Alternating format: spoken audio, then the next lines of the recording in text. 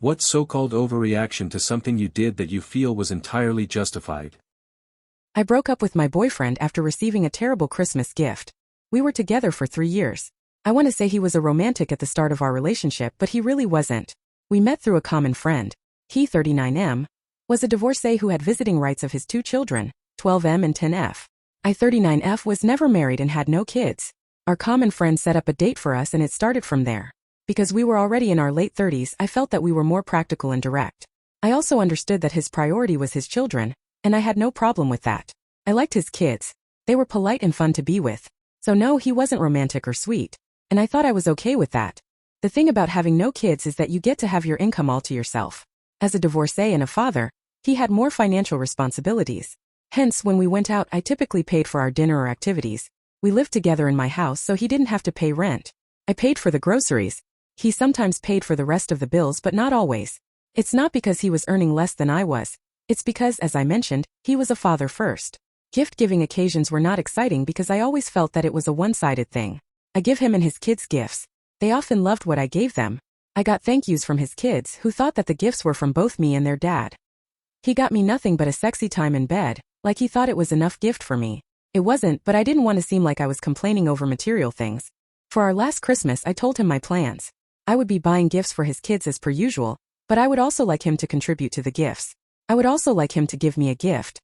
Looking back, I sounded desperate, but I was hoping being more vocal would fix whatever I thought needed fixing in our relationship. I simply wanted to feel appreciated, and a well-thought-out gift would do that. Days before Christmas, he still hadn't picked up anything for the kids. I asked him what we should give them. He mentioned toys that were more expensive than I expected to pay. I was hesitant at first because the price tag of those items wasn't a joke. Also, I had a feeling that he wouldn't contribute to the bill.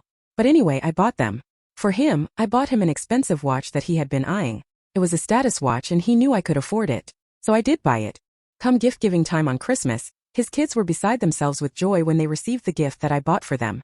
Again, they thought they were from us. The kids thanked us both and then their mom picked them up.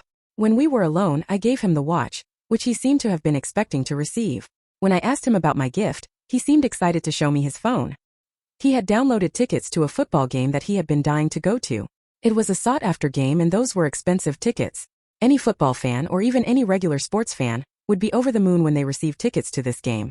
I wasn't a football fan or a sports fan. I had no interest at all in any sport. The tickets were like a wake-up call telling me that this wasn't going anywhere. He would never care for me. All he did was for himself, not even for his kids. I asked him if he was serious. I was giving him a last chance to make it right. He didn't take it. He said that it was a good gift, that anyone would be so happy to receive it. He knew I wouldn't like the gift. That's why he doubled down without my asking. I took the watch that I gave him from his hand and asked him to pack his things and leave. He was taken aback by that. Now it was his turn to ask if I was serious. I told him we were over and that he needed to go.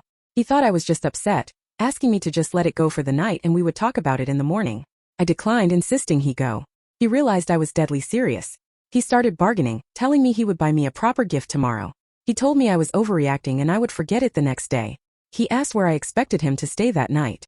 I told him I didn't care and that it was his problem, not mine. He left without taking his clothes.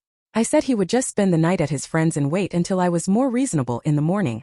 I packed his bag after he left. I made sure he got all his clothes and other belongings.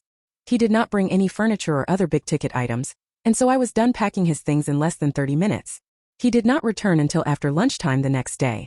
I was thankful for that because I was able to call a locksmith to change the locks in the morning. I waited for him so I could hand him his bags. He called me names after he finally grasped that I wasn't going to change my mind. He said I wouldn't find anyone who would put up with me and I was lucky he even gave me attention. I was worried I would have to call the police if he didn't leave and got violent. He left. I knew it wasn't the last I would hear from him, but I wasn't prepared to hear from his family. His parents and siblings sent me messages, telling me I was making a big deal out of nothing, and that I was ungrateful because that was an expensive gift. I blocked them all. If you liked the story, please give it a thumbs up. Share the video and subscribe for more.